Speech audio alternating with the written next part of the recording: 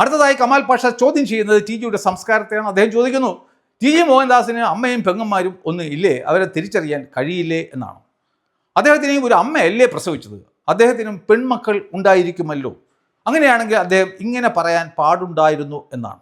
എങ്കിൽ എനിക്ക് അദ്ദേഹത്തോട് ചോദിക്കാനുള്ളത്, ഞാൻ നിയമപരമായിട്ടുള്ള എൻ്റെ ചോദ്യമാണ്, അല്ലാതെയുള്ള ഒരു തർക്കത്തിന് വേണ്ടിയിട്ടുള്ള തർക്കം അല്ല. അതായത് ടി ജി മോഹൻദാസ് അവിടെ എന്താണ് പറഞ്ഞത്? ഇടതുപക്ഷ മതനിരപേക്ഷ ജനാധിപത്യ വർഗ ബഹുജന ഡിമാല ഗുണ്ടി ഗുണ്ടന്മാരെ സംബന്ധിച്ചാണ് ഈ ടി ജി മോഹൻദാസ് പറഞ്ഞത്. അതാരാണ് കമാൽ പാഷ സാറേ? സ്ത്രീകളാണോ?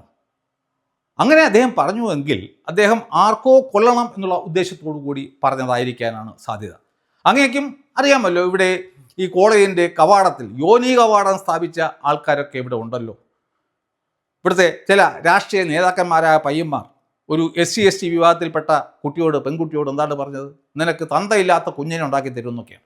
അപ്പോൾ ഇങ്ങനെയൊക്കെ ഉള്ള ആൾക്കാരുടെ രൂപങ്ങൾ അദ്ദേഹത്തിന് മനസ്സിൽ കിടന്നുകൊണ്ടാകാം അദ്ദേഹം വളരെ ബുദ്ധിപരമായിട്ട്, അദ്ദേഹം സ്ത്രീകളെ പറ്റി ഡയറക്റ്റായിട്ട് യാതൊരു അധിക്ഷേപവും പറഞ്ഞില്ല. അദ്ദേഹം പറഞ്ഞത് ഞാൻ ഒന്നുകൂടി പറയാം, ഇടതുപക്ഷ മതനിരപേക്ഷ ജനാധിപത്യ വർഗ ബഹുജന ഡിമാല ഗുണ്ടി ഗുണ്ടന്മാരെ കുറിച്ചിട്ടാണ് അദ്ദേഹം പറഞ്ഞത്.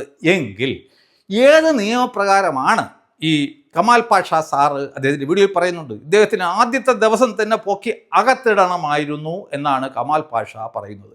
അത് ഏത് വകുപ്പ് പ്രകാരമാണെന്ന് ബഹുമാനപ്പെട്ട കമാൽ പാഷ സാറ് അടുത്ത ഒരു വീഡിയോയിൽ കൂടി വ്യക്തമാക്കിയാൽ കൊള്ളാമായിരുന്നു.